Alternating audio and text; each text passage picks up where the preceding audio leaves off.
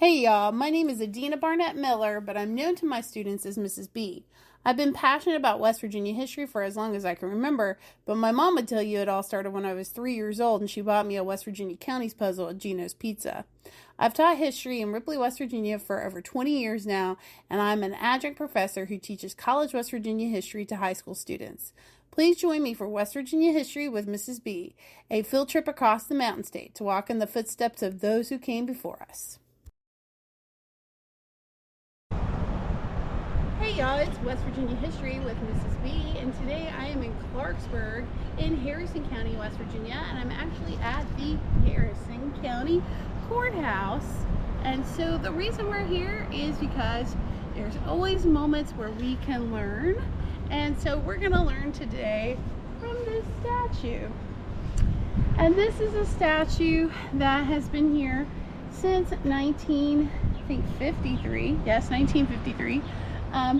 Of General Thomas Jonathon Stonewall Jackson, who is a child of Clarksburg. He was born here, his parents lived here, he lived here till his parents died, and that's when he went to go live with his Uncle Cummins down in Lewis County, which is about 20-25 miles away. So this statue was placed here in 1953. So again, contextually, he's from here, that's why it was put here. So let's look at what it has to say. It says, look at Jackson there standing like a stone wall, and that's at the Battle of First Manassas, or Bull Run as Union folks call it.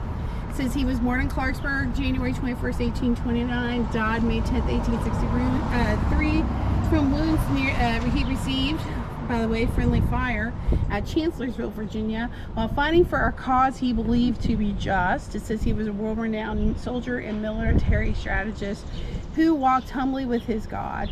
And you can see here that this was donated and erected by the United Daughters of the Confederacy of the Stonewall Jackson chapter in Clarksburg. And of course, they're important to point out with the help of numerous citizens, many of whom were descendants of Union soldiers in the war between the states, or as we call it, the Civil War. So the reason why I wanted to point this out is there was quite a debate about this statue in 2020 and about whether it should stay here or whether it should come down. So I think it brings up, conversation about, should we leave it, should we take it down? And when you see this sign and what it has to say, they're saying a lot, like by dancing around what they're actually trying to say. And so, when you read this, for a lot of people, yeah, you could take offense to what's being said.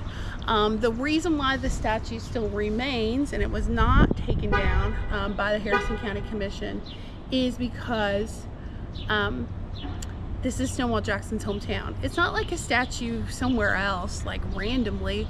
This is where he was from, this is where he was born, so that's why they left it up. It was a very close vote of the county commission, by the way. Brought in a lot of conversation. And then I want to take you around the corner because I think this helps also paint this sign with more context. So right here behind this statue, it points out the Union history of Harrison County and the fact that Harrison County was one of the first jurisdictions in Western Virginia to call for supporting and remaining within the Union. And so you can see they called even before, what was that, 18 days after President Lincoln was elected, they're going to have a pro-Union meeting here at the courthouse, especially because many southern states were talking of secession. It says an anonymous Clarksburg resident wrote prophetically January 12, 1861, if Eastern Virginia secedes to raise the banner of a separate state sovereignty in Western Virginia and remain in the Union. And of course that vote happened April 17, 1861. And so 88 to 55 voted to secede. Delegates from Western Virginia argued against secession, and they left the threat of Richmond under bodily harm, including John Carlisle. He's going to call the Clarksburg Convention. Almost 1,200 Clarksburg residents convened to talk about what course to take in the Civil War. And so the Clarksburg Convention calls for the first Wheeling Convention, and of course they said, hey, we're going to have a second Wheeling Convention after the vote's taken, and then we'll decide where to go from there. So I think this statue with this sign here provides two different narratives. And so, you know, as a historian, as someone who's seen a lot of these statues with not the greatest wording on them, it's something to grapple with. You know, do we tear down monuments? Do we keep monuments up?